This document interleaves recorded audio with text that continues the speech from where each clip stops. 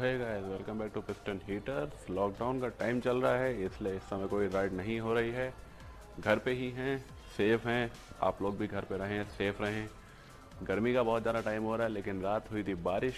बादल आप देखो अच्छे खासे हैं। रात बारिश हुई थी तो मौसम तो अच्छा खासा ठंडा है फ़िलहाल। और जल्दी से पॉइंट पे आते हैं, जो कि मैं आज आपको दिखाऊंगा। मैंने अपनी बाइक में जो थोड़े बहुत मॉडिफिकेशंस किए हैं, टूरिंग वाले कोई मॉडिफिकेशंस नहीं हैं, लेकिन हाँ कुछ एक मॉडिफिकेशंस हैं जो कुछ आपको सहूलियत भी देते हैं कुछ चीज़ों में, और कुछ सिर्फ लुक्स के लिए हैं। जो कि मैं शुरुआत करता हूँ सबसे पहले इस टायर हगर से। इस टायर हगर का मैंने जो है यूट्यूब पे देखा था, तो मेरे को बहुत अच्छा लगा था, बहुत काम का लगा था कि बारिश में बाइक गंदी नहीं होगी। इनक्योरेबल इंसैनिटी करके एक यूट्यूब चैनल है जिसके ऊपर इसका पूरा ट्यूटोरियल पड़ा है, और मैं इसका लिंक भी डिस्क्रिप्शन में डाल दूंगा ताकि आप लोग देख लो वहाँ से कि ये कैसे इंस्टॉल करना है। ये टायर अगर आपका जो है R15 वर्जन 2 का है, जो कि नहीं मिल रहा था। थैंक्स टू अविनाश भैया जिन्होंने अरेंज करवा दिया मेरे को। उनके यहाँ पे मिश्रा यामाहा की एजेंसी है, तो उन्होंने मेरे को अरेंज करा दिया। मेरे को ये कहीं पे मिल नहीं रहा था फ़िलहाल, क्योंकि कोविड की वजह से पार्ट्स में वैसे ही प्रॉब्लम चल रही है। ये स्पेयर पार्ट्स आने में बहुत दिक्कत हो रही है। खैर, दिखने में तो ये बहुत बढ़िया लग ही रहा है। दूसरा काम जो सबसे अच्छा करता है वो ये है कि यहाँ से कोई गंदगी आपकी नहीं जाती है शॉकर की साइड। शॉकर पूरा प्रोटेक्टेड है, पार्ट सारे प्रोटेक्टेड हैं इसके। और जो सेकंड मॉडिफिकेशन मैंने इसमें किया है वो है इसकी टेल का। स्टॉक में आपने देखी होगी, अगर आपके पास ड्यूक 390 है या आपने कहीं देखी है, तो उसमें आती है लंबी टेल। पर मैंने इसकी टेल काट दी है क्योंकि मेरा कोई मन नहीं है उस पर वापस जाने का। अगर इन केस मेरा मन किया भी तो मैं दूसरी खरीद लूँगा, क्योंकि स्पेयर पार्ट मिल जाएगी। फ़िलहाल मेरा कोई प्लान नहीं है उससे जाने का, तो मैंने उसको काट करके उसका ये पीस यहाँ लगा दिया है, वरना ये वाइट कलर का अलग से दिखता है। और अब बात रही कि इंडिकेटर और वो इसके पीछे की लाइट कहाँ चली गई, जिसकी मैं पूरी वायरिंग ऊपर से लेकर के आया हूँ। आप देखो, ये सारा काम घर पे हुआ है, कुछ भी बाहर नहीं हुआ है काम। ये टेल टाइडी एल्यूमिनियम वाली आपकी जो है अमेज़ॉन वगैरह पे मिल जाती है, तो ये उसका पार्ट है जो कि आप पहचान रहे होगे। वो पीछे थोड़ी सी एडजस्टेबल होती है और आगे ये होती है। मैं आपको दिखा भी देता हूँ कैसी है वो। मैं इसकी बात कर रहा हूँ। आप देखो, ये वाली मेरे को अभी इस समय फ़िलहाल ये 1200 की पड़ी है, लेकिन उस समय मेरे को ये 800 रुपये की मिल गई थी। पानी फिर से आने वाला है आई थिंक। तो ये यहाँ पे टेल लग गई है। ये बहुत मजबूत भी है, ऐसा नहीं है कि ये बहुत कमज़ोर होगी, बहुत मजबूत भी है, नहीं हिलेगी। सारे इंडिकेटर कनेक्शन सब आ गए हैं, तो दूर से इसका लुक भी बहुत बढ़िया आता है। नेक्स्ट मॉड मैंने किया है वो मैं आपको दिखाता हूँ। इसमें ड्यूक 390 यहाँ तक लिखा हुआ आता है, जो आपका स्टॉक लिखा हुआ आता है। मैंने उसे डिज़ाइन के लिए छोटा नहीं किया है। मैं नी पैड जो पहनता था उसके साइड में थे बक्कल से ये जगह डैमेज हो जाती थी, जिससे ये स्पीकर भी डैमेज हो गया था और गाड़ी पे भी स्क्रैच आने के चांसेस बढ़ गए। तो ये टैंक ग्रिप मैंने अपने आप बनाई है। मैं आपको दिखाता हूँ काहे से।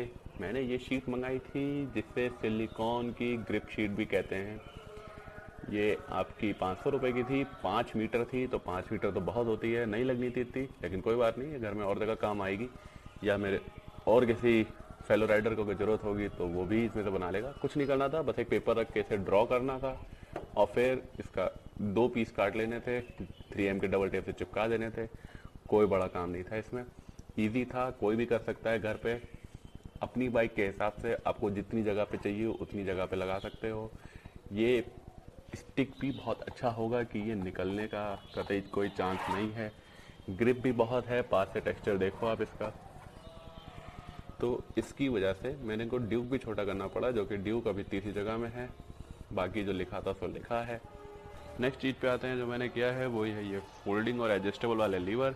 ये बहुत काम के रहते हैं गाइस, क्योंकि एक बार मेरी बाइक को एक गाय ने गिरा दिया था। जिम के बाहर पार्क थी और मेरे को पता नहीं उसने कैसे बाइक गिरा दी मेरी, लेकिन ये टूटा नहीं, ये सिर्फ बेंड हो गया।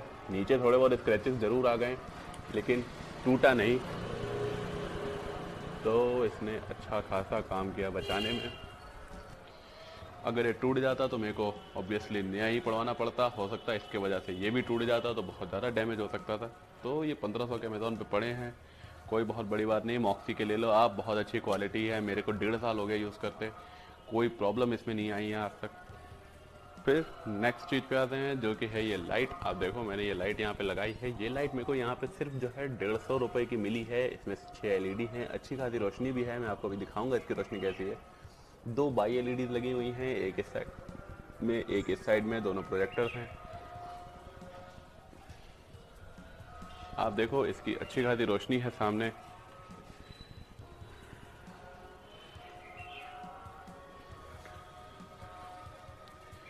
ड्यूक की लाइट बहुत अच्छी है, सब एलईडी में है, बहुत बढ़िया है। लेकिन कभी कभार जैसे बारिश वाला टाइम होता है या कोहरे वाला टाइम होता है तो ये थोड़ी सी कम पड़ जाती है रात में। इसकी वजह से आपके पास ऑक्सिलरी लाइट्स लगी हों तो बेटर है, आपको राइड करने में आसानी होगी। मेरे साथ एक और दिक्कत है कि मेरे हेलमेट में जो मिरर लगा है वो क्रोम वाला लगा है, जिसकी वजह से नाइट में प्रॉब्लम होती है। तो ये लाइट्स बहुत ज़्यादा हेल्प करती हैं। ये लाइट्स जो है रोड की तरफ मैंने डायरेक्शन रखा है, ऐसा नहीं किया है कि सामने वाले की आंखें फूटें। दूसरी वाली जो मैं आपको दिखाता हूँ वो है ये। आप देखो ये आपकी हैंडल के साथ मूव करती है, वो आपकी बॉडी के साथ फिक्स हैं, तो वो हैंडल के साथ मूव भी नहीं करेंगी। तो ऐसी कोई दिक्कत नहीं है, चलाने में दोनों मिल करके बहुत ज़्यादा हेल्प कर देती हैं। और हेडलाइट जब जलती है तो फिर तो और अच्छी रोशनी हो जाती है। ये लगा लेना बहुत ज़रूरी हो जाता है गाइस, क्योंकि जो आप जैकेट या आर्मर जो भी चीज़ पहनते हो उससे स्क्रैचेस डायरेक्ट इसी जगह पे पड़ते हैं। तो ये एक तो दिखने में भी अच्छा लगता है, दूसरा ये आपकी बाइक को स्क्रैचेस से भी बचाता है। वैसे एक चीज़ जो मैं आपको और बताता हूँ, इस लाइट के लिए या एसेसरीज वगैरह के लिए मैंने अलग से वायरिंग डाली है। मैंने बाइक की ओरिजिनल वायरिंग में कहीं कोई काटा पीटा नहीं है, बैटरी से डायरेक्ट वायरिंग उठाई है। उसका एक स्विच यहाँ पे लगाया है, एक स्विच यहाँ लगाया है, ताकि ऐसा ना हो कि खड़ी में कोई ऑन कर जाए और आपकी बैटरी ड्रेन हो जाए। तो एक स्विच उसका नीचे भी लगा हुआ है, और इस पूरी वायरिंग पे एक अलग से फ्यूज़ भी लगा हुआ है, ताकि कोई दिक्कत हो तो फ्यूज़ चला जाए, लेकिन बाइक की वायरिंग पे कोई प्रॉब्लम ना पड़े। एक चीज़ जो मैंने इसमें और करी है वो है इसकी सफाई। ये साफ़ नहीं हो पाता है क्योंकि हार्ड टू रीच एरिया है। इसको खोलना आसान है, खोल के आप बाहर निकाल के आराम से साफ़ कर सकते हो। 2 पेज ये खुलेंगे, एक ये क्लिप का, एक ये क्लिप का खुलेगा, 4 पेज हो गए। ये खोल करके आप बाहर निकाल लो। एल के बोल्ट हैं, ज़्यादा टाइट नहीं होते हैं लेकिन ठीक ठीक टाइट होते हैं, जो कि आप भी पलट के वापस ठीक ठीक टाइट कर देना जब वापस लगाना। इसको मैंने साफ़ किया था, वो जो आपका ग्रीन कलर का स्कॉच ब्राइट आता है उससे कोई स्क्रैचेस नहीं पड़ेंगे। ईजिली आप इसको साफ़ कर लो, बढ़िया करके साफ़ हो जाएगा। उसी तरह से आप इसका हेडर पाइप भी साफ़ कर सकते हो, जो कि बहुत गंदा हो जाता है बाइक में। आप देखो ये भी मैंने इसका पूरा साफ़ कर दिया। नेक्स्ट चीज़ जैसे मैं आपको दिखाता हूँ, मैंने मंगाई थी ये रेडिएटर ग्रिल। रेडिएटर ग्रिल आपकी जो है मैंने मंगाई थी अमेज़ॉन से 1200 रुपये की, जिसका लिंक मैं डिस्क्रिप्शन में डाल दूंगा। फिलहाल हो सकता है इस समय उसके रेट बढ़े हुए हों। फिर उसके बाद जो नेक्स्ट चीज़ मैंने करी वो कि एक ग्राफिक मॉडिफिकेशन है, जिसे मैंने ये कर दिया पूरा वाइट। ये ऐसा मटेरियल है जिसके ऊपर चमकता नहीं है, तो एक मेरे दोस्त हैं उन्होंने मेरे को बताया कि इसके ऊपर रेडियम लगाते हैं, रेडियम के ऊपर फिर हम जो है आपका वाइट विनाइल लगा देते हैं, क्योंकि रेडियम आपका ग्रे सा कलर का होता है वाइट वाला। वाइट विनाइल आपका वाइट कलर से मैच करेगा, जो विनाइल होता है वो एग्जैक्ट वाइट ही कलर होता है। तो ये मैंने वाइट करा दिया, ये दिखने में भी बढ़िया लग रहा है और बाइक से मैचिंग भी हो रहा है, बाइक की पूरी थीम से। नेक्स्ट चीज़ जो करी मैंने आपको दिखाता हूँ, मैंने करी है शॉकर रॉड।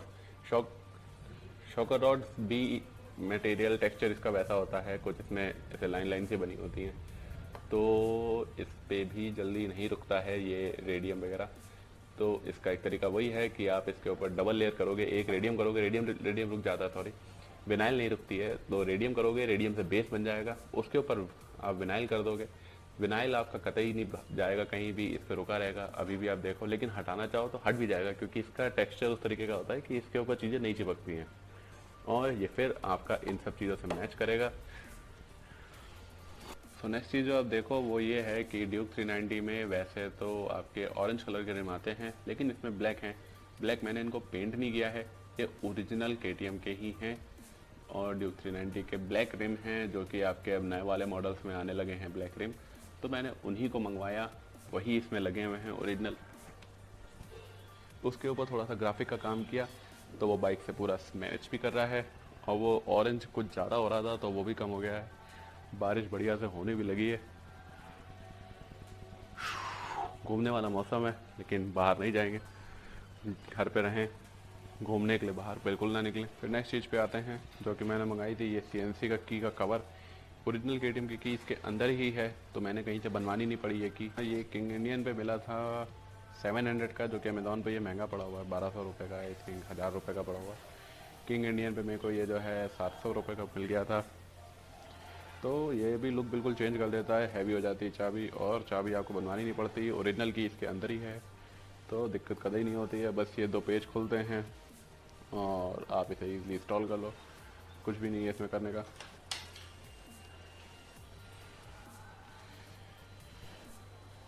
नेक्स्ट चीज़ जो मैंने करी है वो ऑलमोस्ट सभी लोग करते हैं, क्योंकि KTM में स्लिप ऑन की साउंड बहुत बढ़िया आती है, बिल्कुल फटती फटाती नहीं है, लगाना भी इजी होता है। पाइप वगैरह सब आते ही हैं इसके। मैंने पाइप लेकिन इसके स्टॉक साइलेंसर का यूज़ किया है, क्योंकि मेरे को वापस से स्टॉक वाले पे कभी भी नहीं जाना है। मैंने इसे स्टॉक वाले का पाइप यूज़ किया है, इसके आगे से कटवा दिया था। इसके साथ में ये एक कप ऐसा आता है जो कि मैंने इस पर वेल्ड करा दिया था वापस से। ये हुक इस पर जो है रख के, ये पीतल की आपकी एक क्लिप आती है, पाइप क्लिप होती है, उससे बांध दिया। ये अभी तक तो कहीं नहीं गए, देखो फुल टेंशन में भी हैं, जिससे आपका एग्जॉस्ट रुका भी रहता है, लीकेज भी नहीं होती है, खोलना भी आसान है, कोई बहुत कठिन नहीं है इनको खोलना। ये एक्रापोविक का स्लिप ऑन है, जो कि मेरे को यहाँ लोकल मार्केट से मेरी मिल गया था। उस टाइम में 3000 का मैंने इसे लिया था। अमेज़ॉन वगैरह पे ये 3500 का पड़ा था, यहाँ पे मेरे वहाँ सस्ता मिल गया था, तो मैंने यहीं से ले लिया था, अमेज़ॉन से नहीं मंगाया था इसको। स्टॉक वाले पे तो वापस कभी जाना नहीं था, लेकिन अगर कभी पहाड़ वगैरह पे जाएँ या किसी और जैसे कि नेपाल वगैरह जाएँ और वहाँ कोई इशू ना हो उसकी वजह से, साउंड की वजह से, तो मैंने 2 चीज़ें मंगा ली थी। एक तो था ये, जो कि देखो ये है कैटालिटिक कन्वर्टर, ये भी मैंने जो है किंग इंडियन की साइट से मंगाया था। ये ज़्यादा फ़र्क नहीं करता साउंड में, अगर आप इसे डायरेक्ट यूज़ करते हो, मतलब यहाँ पे लगा दोगे इसको, यहीं पे लगेगा या ऐसे करके, इतना ज़्यादा फ़र्क नहीं करता है ये फ़र्क कब करता है, जब इसके सामने ये लग जाता है, तब ये अच्छी खासी स्मूथ साउंड बनाता है, जैसा आपका स्टॉक एग्जॉस्ट बनाता है। उस पर वापस जाने की ज़रूरत नहीं पड़ेगी, हमारा इसी से काम बन जाएगा। बस ये 2 चीज़ें लगानी हैं, ये आपका लगेगा इस साइड से, जो कि आप जानते हो, और दूसरा वाला आपका जो कैटालिटिक कन्वर्टर है वो आपका लगेगा इस साइड से। लगाना भी इजी है, कोई बहुत ज़्यादा बड़ी चीज़ नहीं है। इसको खोलना है, ये स्प्रिंग्स निकालने हैं, वो बहुत कठिन चीज़ नहीं है, मैं आपको छोटी सी ट्रिक बता दूंगा जिससे निकल जाएंगे। बस एक वायर का टुकड़ा लेना थोड़ा सा लंबा, इस साइड से फंसाना, खींचना और इजीली निकल जाएंगे। इसमें कोई बहुत मेहनत की बात नहीं, प्लास वास से करोगे तो हो सकता है दिक्कत हो। एक तार के टुकड़े से करना, कोई दिक्कत नहीं होगी, तार रस्सी कोई भी मजबूत टाइप की ले लेना, इसमें फंसाना, इधर से खींच देना और आराम से निकल जाता है, कोई दिक्कत नहीं है। आप देखो मैंने इसमें कोई मॉडिफिकेशन इस तरीके के नहीं किए हैं, जैसे टूरिंग वाले नहीं हैं, नॉर्मल बेसिक से मॉडिफिकेशन है, लेकिन बाइक का लुक चेंज हो गया है बिल्कुल। बाइक जैसी स्टॉक आती है उससे काफ़ी फ़र्क हो गई है। बाइक को क्लीनिंग की बहुत ज़्यादा ज़रूरत होती है, वही उसकी केयर होती है, वही उसकी लाइफ तय करती है कि कितना ज़्यादा लाइफ तक वो नई दिखती रहेगी। एक और चीज़ जो मैंने करी है वो ये है, जो कि लगाया मैंने मोबाइल स्टैंड। ये बस एक पेज यहाँ लगा है, इसके अलावा कुछ भी नहीं लगा है, इस पर रुका है, लेकिन फिर भी ये बहुत मजबूत है। आप देखो ये पूरी बाइक साथ में हिल रही है, ये कहीं नहीं जाएगा। और आपका फ़ोन यहाँ पर, फ़ोन यहाँ पे आपका सेफ़ रहता है, क्योंकि कोई विंड ब्लास्ट नहीं है, तो फ़ोन यहाँ से कहीं जाता नहीं है। स्टिल कोई रास्ते में छीन भी ना ले, उसके लिए मैंने ये इलास्टिक लगा रखी है, जो कि इलास्टिक आप कैसे करके फ़ोन के ऊपर पहन जाती है, फ़ोन आपका सेफ़ हो जाता है। बाकी अगर आपको कोई सजेशंस लगते हो या कोई क्वेश्चंस लगते हो तो आप कमेंट करके नीचे पूछ सकते हो। आप मेरे को सोशल नेटवर्क पे भी जुड़ सकते हो, वहाँ पे भी पूछ सकते हो, मैं आपको पूरा सब कुछ सपोर्ट करूँगा, बताऊँगा। कि एक छोटी सी ये एडवाइस है कि आप थोड़े थोड़ी देर में बाइक को आइडल पे चला के छोड़ दिया करो 5-10 मिनट के लिए। उससे इंजन ऑयल आपका पूरा सर्कुलेट एक बार हो जाता है, बाइक अपनी फुल हीट पे आ लेती है, कूलेंट आपका सर्कुलेट हो जाता है, तो बाइक की एक तरीके से मेंटेनेंस का पार्ट हो गया ये। आपकी बाइक अगर काफ़ी टाइम से नहीं चल रही है तो आप इसको थोड़े टाइम के लिए आइडल स्टार्ट करके छोड़ दो खाली, बैटरी भी आपकी चार्ज होती रहेगी, इससे बैटरी पे भी फ़र्क नहीं पड़ेगा, क्योंकि खड़े खड़े चीज़ ज़्यादा जल्दी ख़राब होती है इंस्टेड वो चले। आपसे मिलते हैं नेक्स्ट वीडियो में, हो सकता है नेक्स्ट राइड पता नहीं कब होगी, जब हालात सुधर जाएंगे तब होगी नेक्स्ट राइड। आपसे मिलेंगे नेक्स्ट वीडियो में।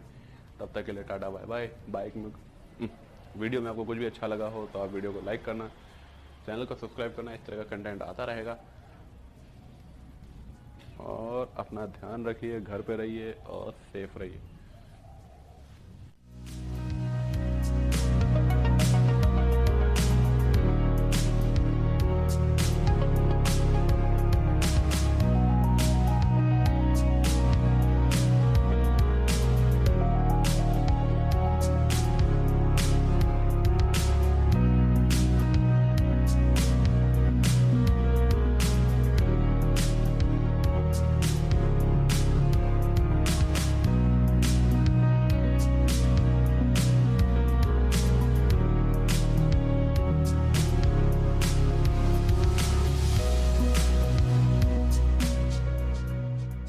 देखो मौसम भी कितना बढ़िया हो रहा है राइडिंग वाला, लेकिन अफसोस कि लॉकडाउन लगा है।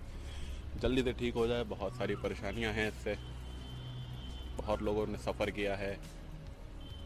जल्दी से ख़त्म हो जाए कोविड। ये लोग कितना एंजॉय करें। मौली मौली, ये मौली है, वो टोबी है, देखो आ गया टोबी, ओ टोबी।